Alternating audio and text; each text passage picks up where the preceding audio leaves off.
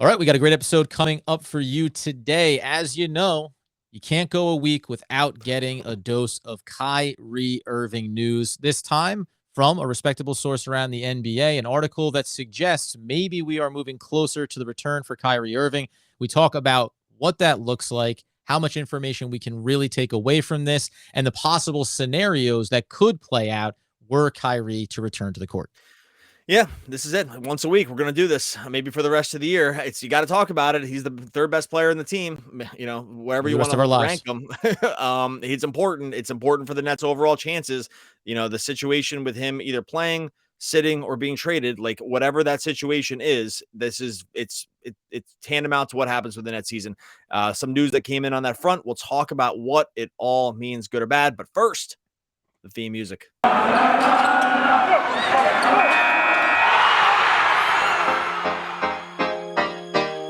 You are Locked On Nets, your daily Brooklyn Nets podcast. Part of the Locked On Podcast Network, your team every day.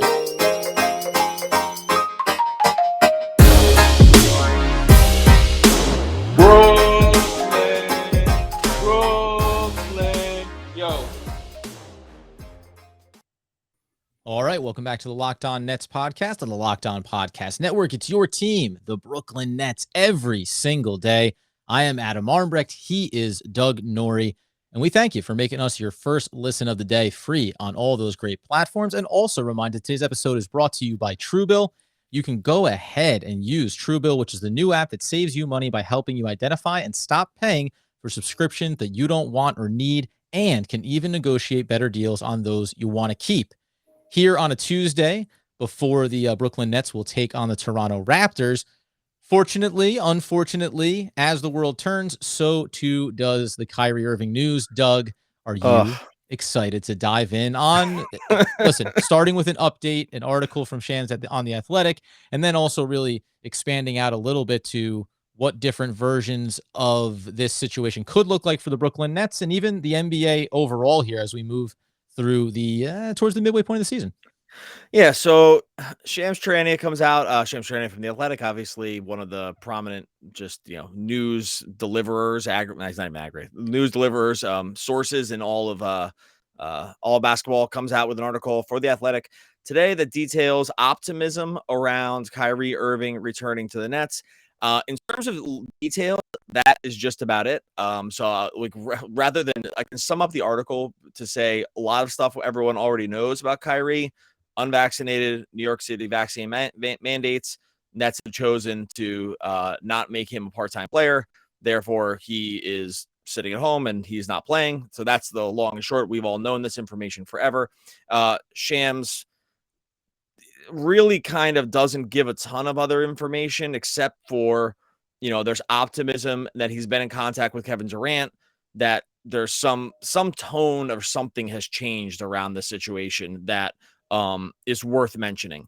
Yep. Really, from anyone else, this probably would be a zero burger, right? But there's basically, in the reporting field, there are two voices that are essentially their own, frankly, teams, or they're like a mini organization of Woj and Shams that are Adrian Wojnarowski and Shams. So when they say something, there is probably something to it. And I'll just say that in this case, like him returning, like there's the word optimism is used, but beyond that, there's nothing really detailed around what that would be. So could be smoke where there's fire. I for sure, I think it's worth talking about some of the scenarios, but that's just kind of where we stand now. Like it got people, I think, excited or confused or whatever it is, and that's kind of where we are with Kyrie. And so if you hear me stammer for a second, it's because it's like one of these like huge story, but when you go to look where the smoke is, like you're not sure like what is actually, is it a brush fire or is it like an actual kind of 4-alarm thing? Like I'm not totally sure. Or is the drawing of a fire that someone made a really nice picture so close to realistic that you almost bought into hologram. Yeah. Very nice. Hologram of a fire. Yeah. It's a modern age now. Yeah, I think you're right. And this is, listen, as you say, there's probably been thousands of articles written about Kyrie Irving since the start of the season, but there are a select handful of voices that when they have something to say, you do tend to pay attention to it. But this does follow the theme since the start of the year. When an article comes out, we know it's always sources close to, right? So we Yep. don't get information directly from Kyrie Irving in this scenario, or even from other players that may have thoughts or feelings about the particular situation that's going on. And I think the reason why it gets people is excited or interested or whatever the emotion it elicits, it's because you want the news, you want the ending to the story, right? That's what it feels like. It feels like you read the first 19 chapters and then someone ripped the hands out of your book, the book out of your hands, and you go, "Well, I just want to know what the ending is." And this is the first 3 sentences of the last chapter or something. It's difficult and it's frustrating, I think, to say the least. There is one piece of it inside of there that was mentioned that I did find interesting, the way that it was contextualized as far as the potential that Kyrie and Kevin Durant have been communicating a little bit more. But Yep. is that sentiment about right in terms of the frustration of wanting, more than happy to take in the new information, but seemingly it's that us reporters, everyone included, is scraping for it to get some information when really maybe we're just never going to get that full story we're looking for. See, I'll say the one difference here, and it's why it's like noteworthy, is that when these guys, when this select few group of people and reporters that are in the industry that are very dialed in, that are very well sourced, that do not just say things, that like their whole entire profession is built on integrity and getting it Yep. right. Like this is why like these guys, and Shams, Woj, Zach Lowe, like this group of sort of news. Zach Lowe is probably not exactly there, but this group of news breakers, like of which the list is pretty short, that like their whole integrity and their is built on accuracy. And so they're not a hot take group, right? Like this isn't them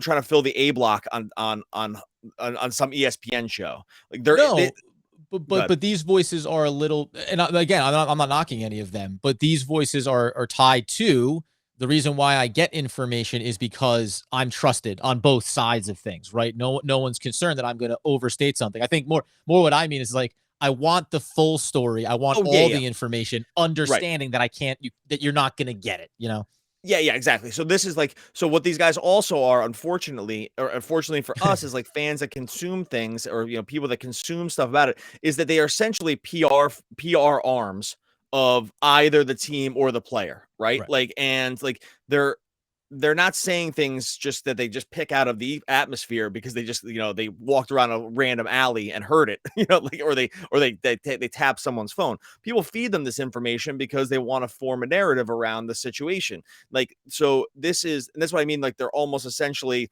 a public relations firm that these teams or players or agents or whatever feed them information there to try to like script something. So like it it's why it's actually gets you a little excited in this sense, because like something could happen. And yes, it's very frustrating that like that's the whole story.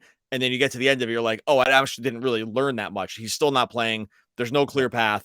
We're still very far away from it no matter what. And so does that make sense? Is that answering what you're Yeah. saying? Yeah, Yeah, okay. 100%. Yeah, that you want the update. This is a trusted source to get the update from, and unfortunately, there's just not as much information as you want. You want more. Sure. You want more of not even explanation. I just want to know what happens next. And Shams or or Woj would be doing a disservice if they didn't update you about the situation when something happened. And I did wonder. So there's a couple of things here that I do want to get into. There's the comment as far as when this came out. It mentioned the duo, meaning Kyrie Irving and Kevin Durant, have had increased communication about Kyrie's fit, game breakdowns, and life in general. The fit with the team, that was the one thing that jumped out to me. Was like if you're taking this that Kevin Durant and him are having more conversations, I found it, I guess I'll say, odd that it was his fit with this team, as though he were a free agent that was considering joining a roster and wasn't sure what that was going to look like. Like, am I reading too much into the way that that's phrased? Because it just had this sense of almost like Kevin Durant was pitching Kyrie Irving on how good you could fit on this team with Harden and the new guys we brought in the offseason. There are some players, by the way, that Kyrie hasn't had an opportunity to play with. So there is that element to it, but I found that interesting. I read that not that way, I guess. I read that specific quote as, or the way what I read from the subtext of it, I guess, would be these guys are still talking and there's no animosity around the situation. Like, that's kind of how I read that. It was like, Probably the most I took it important thing to as, take from it. I didn't really care so much of like they're breaking down film or like Kyrie obviously fits with the team. So I don't think that that's really in debate or up for Yeah. debate. I just read it as someone wanted to convey the idea that Kevin Durant and Kyrie are still friends and like they are still getting along. There's no real, as of right now, it does not appear as if there's hard feelings around him not being there. And that was the message that was trying to be conveyed, was that, hey, everyone else might have formed some kind of script in their head that this has caused some kind of like great divide or like this rift between everybody. And this article, at least that line to me said, okay, that part has actually not happened. These guys might still be cool with each other. Right. And It like might be that's the most but that's important just thing me to take reading away into from it. it. I don't know. Yeah, but that might be the most important thing to take away from this is that for everything that's gone on, everyone is still on good terms inside the locker room and then obviously outside with Kyrie. Want to get into some of the scenarios that could play out ahead. And then I have one other question coming off of that article as well. But first, Doug, I have a lot of charges on my account. I think I'm paying for subscriptions. I'm not entirely sure. Can you help me?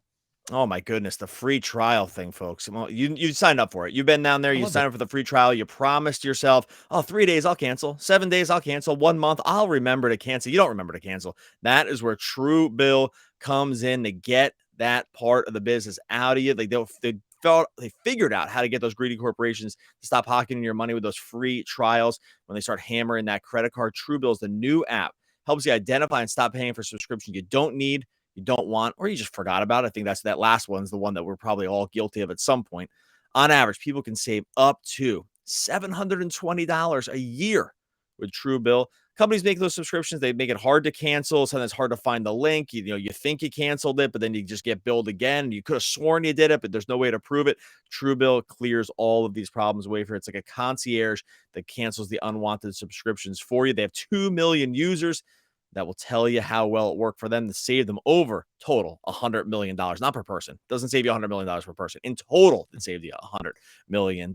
Right now, don't fall for subscription scams. Start canceling today at truebill.com/LockedOnNBA. Go right now, truebill.com/LockedOnNBA. It can save you thousands a year, folks. Truebill.com/LockedOnNBA. And of course, got to tell you about Stance Apparel because right now on my feet, the Goonies never say die, and neither do my socks because I've got a sweet pair of nostalgic footwear keeping my toes warm right now. That's because Stance, which was founded in 2009, is an apparel company that represents the radical reinvention of socks, underwear, and active apparel with a sharp focus on comfort, quality, and creativity. Stance brings the atypical aesthetic alongside some of the pop culture's hottest collaborators for the ultimate in style and self-expression because everything you wear should be a direct extension of who you are and how you feel.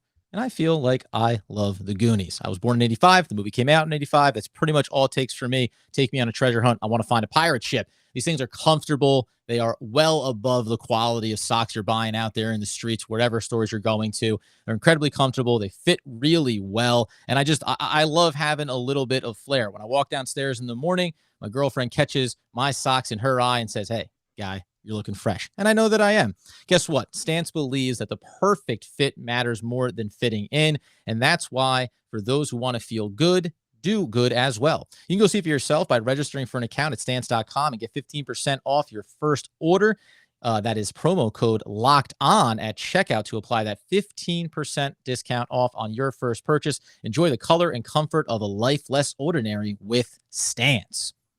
All right. So the other piece then that comes out of this article is the idea of what could be the next step forward. If this is Kyrie sending a message, I'm ready to come back and play. I want to get back out on the court. And maybe the Nets are more receptive to that now than they were at the beginning of the year. We know that over the course of the start of the season, James Harden working himself into form. Things look different. This is a different team. And obviously, as we've said 1,000 times, and it shouldn't be any surprise, a team is better if you have Kyrie Irving on it. Sure. Setting aside what's going on in New York and the restrictions there, if this was an opportunity for Kyrie Irving to come back and play exclusively in road games, where do you look at that and think, I'm surprised the Nets maybe have changed their mind on it, surprised that Kyrie Irving has come back from it, because this does seem to be a talking point around what could happen going forward and the idea that minds maybe have changed their perspective. Yeah, because if you use the word optimism, if there's optimism around him coming back, there's only two paths for this, right? It's he gets the vaccine and he gets 2 doses, because like now that's where we are with the vaccine mandate at this point. Like Mhm. you need to be double dosed to be able to do anything. So there's that path.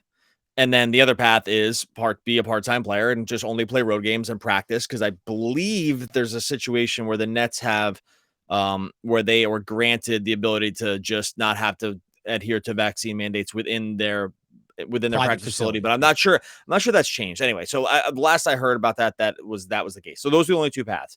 If you work under the assumption that the vaccine is not happening for him, then right, this only other path is this part-time player.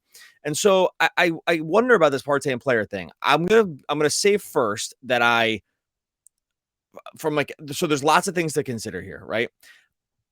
What I would not want the Nets to do, and I'm really interested in your opinion on this first, and then we can talk about the other like logistical piece. What I would not want the Nets to do is to adhere to something they said early because their situation has changed. Like, so to say, oh, they shouldn't let him play in the road games because they said at the beginning of the season that he can't play road games and that's what they want to do. And if they went back on it, like that would be a bad look. That I totally disagree with. Like if that's your line of thinking, take out all the other stuff. If the line of thinking is we said it before, therefore it's still something we should do, like that's ridiculous. Yep. And I just I find it to be sort of like intellectual, like it's just a bad. You shouldn't ever stop thinking about new ideas in light of new information. So if the whole thing you're standing it up on is the Nets said it before, then that should not be the like that should not be the reason. Does that make sense? Like I'm going to Yeah. start there from like you shouldn't be able to. Does that make like you shouldn't just not do something because you said it 3 months ago that you were going to do it this way if you just decided that the situation has changed? No, listen, the idea of being a well-rounded, say individual, right, is to learn more, right? I mean, you take all the information you have at your disposal, you make a decision. Now, if over the next 6 months, 3 weeks, 2 hours, 7 seconds, I get a new piece of information, I'd be doing myself a disservice if I said, I already made my choice. There's no going back on that now, right? So whether that's a shift in perspective, or as we've said, there's conversations going on behind the scenes. We think maybe Kevin Durant has been talking with Kyrie Irving, whatever it is. If you have a new perspective or opinion on how you want to go forward, and utilizing Kyrie in road games is something that you're willing to do now, great. It means that Kyrie Irving's back and playing for you. And in the same way that if you stayed the course of not having him play, I can respect that. But this idea that you're unmovable on anything is, I don't know, like in our personal lives. I don't know a lot of people that that succeed long term, or that foster good relationships, work or personal or otherwise. Right. If you're someone who says, "Nope, this is where I am. This is my hill to die on," right? And I'll never move in spite of whatever you may come to me from an information standpoint. Like I said it 6 months ago, and so therefore it's still law. Like that Right. makes like that Like part makes it no can't sense. be real. I mean, it should not be the way that you approach things. Agreed. So if you remove that piece, then the second piece is it realistic to think that a player could only play road games? Okay, I'm going to couch this by saying one thing. I'm removing the part where we're debating about the vaccine in this scenario. Like I'm going to say, like this is not a vaccine debate. This is not, the vaccine rules are different everywhere. It's okay for unvaccinated players to play some places, not others. I'm not interested in engaging that debate unless you want to, but I don't think you do. So I'm going to couch this in strictly a basketball standpoint here. Is it unrealistic to think that a player could only play in road games? By the way, I'm happy to be told by a mechanics expert, or like a hardcore physical trainer, NBA training person that really knows this stuff. Please let me know if I'm way off base here. Like that, these week-long home stretches and like week-long road stretches that is it unrealistic to hop in and out of them? What I'm using for my background on this is I'm going to say, it appears to me like injured players do this literally all the time. Like you get hurt and you don't play for a few games, and then you ramp it back up and you play again. And if you treat this situation strictly as an injury, if you comp it to an injury, would we think it as ridiculous to only play these select games? Does that make sense? Like, Yeah, I think so. Frankly, when I look at it that way, I actually find it perfectly reasonable to only play the road games because I just know guys are questionable before games and don't play. Like freaking some of these guys there's gonna like half the Bulls team is gonna sit out a week with COVID because they all have COVID. Like it's players around the league are doing this almost exact thing on a game to game, week to week basis anyway. So I just don't know if I can hear that other part, but maybe there's something I'm missing, and I'm happy to hear that. All right, I'll respond to that, but first, let the people know about Boost Mobile. Oh, baby, Boost Mobile. Cell phones these days, getting the data that you need. You're going through some of these big providers, it's really hard to think that you're getting a great deal. You're out there, you're listening to podcasts, you're listening to this podcast on your phone. If you want the power of knowledge, you got to have the data to back it up. You got to switch to Boost Mobile. That's the power of saving money. You get 3 unlimited data lines for $30 a month per line, folks. Go look at your current bill and see if that stacks up anywhere close to what you're currently paying. You get a free 5G phone when you switch over. You can get these latest episodes of this podcast and more. It's all on one of America's largest 5G networks. You have the power to save. That's what Boost Mobile is giving you. Free phone is limited to new customers, 1 per line. Additional restrictions apply. Offers and coverage is not available everywhere for all phones and networks. See boostmobile.com. Check out Boost Mobile now. You will not regret it. Biggest 5G network out there. All right. So I think your approach of saying, let's treat it like it's an injury, right? Because then it takes away any of this other, thoughts or things that influence it in a way that feels like this is a unique set of circumstances. Okay. It's an injury. There's a couple of pieces to it that I think can pause real quick. I'm not pausing the podcast. I want you to actually answer, just clarify this. Is only if you're about to move into something different. Is the part where just on a physical level, that's all I mean. Like I'm just, like strictly saying physically, am I off base there? Like that's all I'm asking. Well, so the only difference I think would be that if you're looking at it, like you said, well, players ramp down, ramp up, and then right before game time, somebody goes out, they can't go.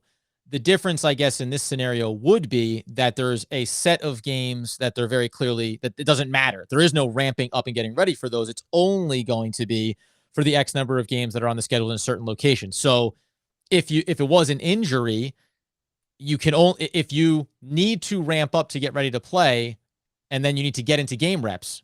But what if those timelines don't match up, right? What if those things don't work out that way? And if we're talking about Kyrie being on the road and playing road games, I guess maybe there would be stretches. And this would be something that you can live with. Maybe there's going to be a stretch where because of how long they're at home, he can't go the first game on the road. Maybe it takes an extra day out on the road before he's ready to be back out there. You can still live with that and be fine with it. And I don't think that it's crazy to look at it this way, just because, again, it's underneath this new thing that we're not familiar with. It doesn't mean that you can't do it. Right. So you're probably right. Yeah. From a physical standpoint, I don't think it's that much different. You're going to have downtime and then you're going to build yourself back up. And at the very least, you would say Kyrie Irving's not dealing with something that could flare up in a different way. This is only almost exclusively about the conditioning piece of it. And from everything we've heard, by the way, too, over the course of time, is that Kyrie has, he's been working out, he's been meditating, he's been keeping himself in physical shape. There's always basketball conditioning, but I wouldn't be terribly concerned about that piece of it. Okay, so with that being said, like, what do you see as other concerns? And again, add us, hit a YouTube comment, throw us on Twitter, like, tell us if we're, because I'm happy to hear that, like, that conditioning piece is far off, and if it's reasonable, next episode I will credit it. Like that's just where I am with this. I think we're really good about some things, and I'm happy to say with the times we're not. So like that's fine. Team perspective wise, like, do you think it's great? Like, do you think that part's crazy? Because I think you probably have. I sometimes miss the mark on on the dynamics around this stuff. Well, and one other quick thing too is James Harden's been playing the entire start of this season, and he still doesn't look like he's in the best shape of his season, and he's been playing full time. Maybe that's something that does factor into that idea of conditioning. Now, Kyrie's never been a guy that's been as out of shape as maybe James Harden gets in the offseason. That's last footnote on that. On the team side of it, I think my biggest concern isn't about the conditioning piece or any of that. It's about effectively having to run 2 different lineups on the road versus when you're at home. And a guy like Kevin Durant, a guy like James Harden, a guy like Kyrie Irving, the best players in the league I have no concern about if you said don't play for 4 games, then hop on the court. Maybe a little rusty, but I bet I would more often than not bet that they find themselves into form and they have a darn good game. Role players, however, that maybe you're saying, well, at home, we're going to need 25, 30 minutes from you, but on the road, we're only going to need 12 to 15. I do wonder about that impact. And there's also going to be now, right now, if you looked at the roster in this moment, you'd go, well, just stop playing Javon Carter at all. That's an easy one, right? Take his minutes away. But there's going to be guys that are important and have been playing well for you, whether it's a Bembry, even Bruce Brown. You can throw Cam Thomas into that mix right now as far as being a guy that is giving you important minutes over this last stretch. Somebody I think you do run the risk of hurting their momentum, their rhythm, and I'll couch it by saying I understand you probably still get more wins on the road games, that it evens it out. This is probably more like the big perspective of now it gets down the stretch. Now it comes to playoff time. Can you win series when you have Kyrie on the road versus and afford to lose games at home, or say this is where Kevin Durant needs to take over, feeling like yes, and then we'll have Kyrie and Harden and KD on the road games to carry that. It does feel like a little bit of a pendulum swinging over the course of the year, which I don't think is the perfect scenario. Okay, so I'm gonna say 2 different things here. Specifically around the regular season, the situation you described, that role players and new roles, like that literally just happens during the regular season anyway. Like that's been the last 4 games for the Nets. Durant didn't play a game. Harden didn't play a game. Millsap's now out. LaMarcus Aldridge didn't play a game. Harris got hurt. Role players are there to roll with whatever the new scenario is. So like the part where that describes an entire basketball season in the best of times. So like the difference potentially being though, it would be like, hey, we got five games on the road. You're just not going to play. And now when we go home, 3 games, you got to go full bore. Now we're back on the road, fully shut it down. But what I'm saying is that happens. That happens anyway. Like that. This kind of situation just happens. Like guys get called up because they need to play. Like you have injuries and guys get hurt and you just need them to play. Like that just the whole basketball season is basically like this. I could go through every single team and I could give you 10 examples right now. Ready to go. Like the Hornets just played games with like 8 guys that had to ramp it up to full bore because half the rest of the guys had COVID, right? The Bulls were about to do the same thing. They have been doing it for a week now where it was like Derrick Jones is the starter. Now the other way. Javonte Green was a starter. Now Derrick Jones is the starter. You know, like we're just starting literally anybody who's there because we don't have enough guys. So like this kind of scenario where guys ramp it up from 0 to 100 or whatever, 30, 35. Like that happens on every team nearly every single night based on the scenarios that are presented with them. So like the only difference here is that it's sort of more planned. Like what I was going to say, by the way, you can argue that because it would be a little bit more regimented, you could be giving players a little bit more of a heads up. Hey, logistically, the only difference is that this is planned and the others aren't. Like that's like there's no other difference in the scenario because just go follow the basketball minute trends for any team over the course of a week. Forget a month, like a week.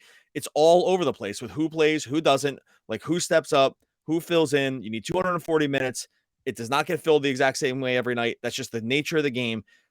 I think what just rubs people wrong about this, when you back the vaccine part of it out, what rubs people wrong about this part is that it's just different. Like I can't see another difference. I don't think there's anything else different. Like no one's ever just done it this way. And I think that's why they kind of brains explode a little bit because if they just look at it from the contextual idea of what basketball is, that's just basketball. It's the whole thing. It's the whole thing. Oh, by the way, NBA regular season. Because again, like I'll reiterate my perspective of if you can get Kyrie, it's obviously completely worth it. Any of these things, if I say, oh, I'd be a little worried about this or about that, it's not worried enough to not do it. Like, just to be clear, it's not worried enough where I go, and therefore I wouldn't want Kyrie to be back. Before you get to, because maybe, and I know this is the far off thing of the playoffs, which maybe there's a little bit of a difference there in terms of how this would work.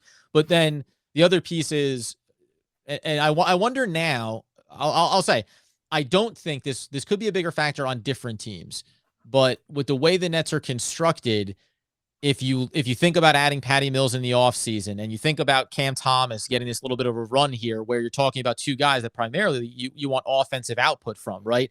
In that regard, a concern that I fleshed out in my mind of, would you be creating 2 different versions of the team?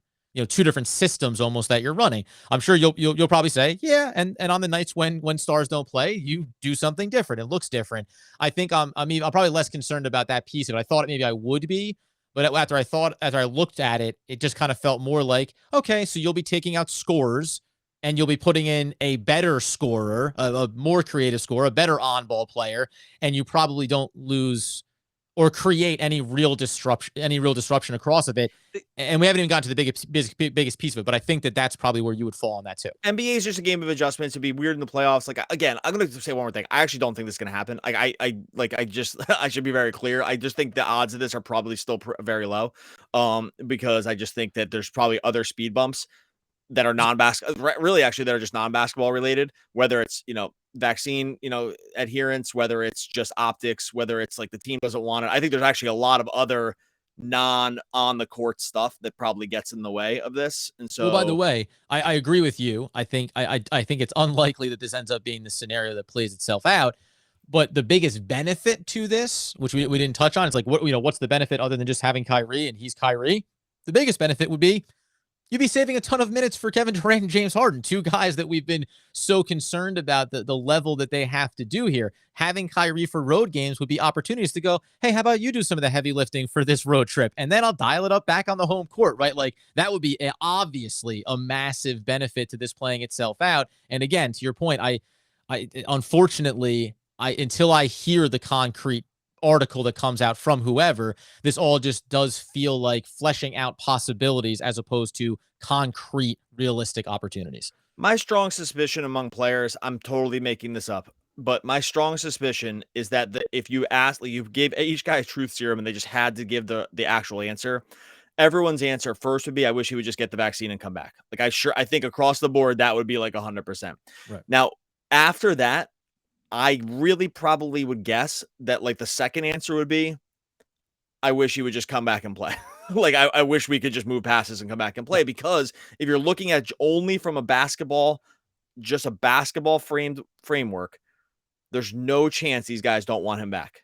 No. Right. And so like, I think that most see the logical path is getting the vaccine and coming back. And that for a lot of people probably seems totally obvious and a no-brainer and like a no pun intended layup of the easiest, of the easiest order. But my guess is like, I guess what I'm saying is my guess is that if you gave him the vote around, hey, do you just want him to come back? And like, we might look bad a little bit, but like, that's what's going to happen. I don't know. I bet you the vote would be closer than you'd think. Like, because I just think that if you frame things through basketball, which a lot of these guys we know do, like, how could your vote be anything else? Like, that's everyone other than maybe Cam Thomas, who feels like he's got a real shot here. You know what I mean? There's some guys on this roster that are like, well, I got a real, I'm looking for a payday after this season. Maybe you got a 1 year, just brought back. There's some mechanisms here, but mostly everyone's really happy and they would love to have him on the court. We've fulfilled our obligational quota to talk about Kyrie Irving for one day a week. Good job. We did it. Look, my final thought and you can give one too before we head us out, but my final thought would be just this. If the instant pushback for you is to say this can't happen, I would just say to yourself, think why. Like, that's all I'm saying. It's like, think why. And if it's couched in because that's the way it's always been done, that's not a good enough reason. Like, you're not, like, you need to push yourselves out of that like mindset, because too often people get in the mindset of that's just the way it's always been done and we should keep doing it that way. And people that advance thinking do not think like that. Like, it's a stagnant way of thinking. It might still be true. Like, you might still go back and say, hey, that's how we always done it. Like, we've always taken really good care of our kids. And like, hey, we look back and actually it turns out that taking care of your kids is actually still a pretty good idea. Like I'm still sticking with, right. I'm still sticking with be a good parent, because we try to be a good parent for generations now. And I look back and I'm going to examine it. And yeah, I'm going to stick with that idea, but that doesn't have to always be the thing. So that's where I would land on that. And if you went by the logic that it hasn't been done, there wouldn't be a 3-point shot. There wouldn't be the alley-oop. There wouldn't be positionless basketball, and you wouldn't have Giannis. That's how you end up in situations where you're not getting the best possible outcome by just selling yourself short and not being willing to investigate it. Or you wouldn't have like an Oreo pizza, right? Because we never had one before, and then like now all of a sudden, like, you could just make a pizza out of Oreos, and that's just it's called progress, baby. Now Fatty has a slice. Come on. Little thing called progress. All right, we are going to be over on YouTube. Yesterday was our best ever download day over on YouTube. Really appreciative. Tons of subscribers coming in, a million comments. We're really just love everyone that's jumping in over there. The YouTube numbers have only grown. It's just such a wind in the sails when we go over to YouTube every day and just see everyone that's jumping in over there. So make sure you like and subscribe over on the Locked On Nets YouTube channel. We really appreciate it. Try to respond to every comment that's in there. Go and throw one in there, throw a question. We'll throw it in the mailbag at the end of the week too. Like and subscribe to the Locked On Nets YouTube. The link will be in the show notes. Shout out to our boy Pollard over there on YouTube. Really had a lot of insights, a lot of thoughts, well fleshed out, very respectful, and just, man, incredible conversation, like Doug has been saying. And listen, it's the theme of the show, friends. An investment in knowledge pays the best interest. That's Benny Franklin. Oh, one of the all-time great Frank poets. Oh, I knew the guy that played him in Philadelphia forever. Darn near spitting image of that guy. You would never believe it. All right, we'll be back again tomorrow talking more Brooklyn Nets basketball.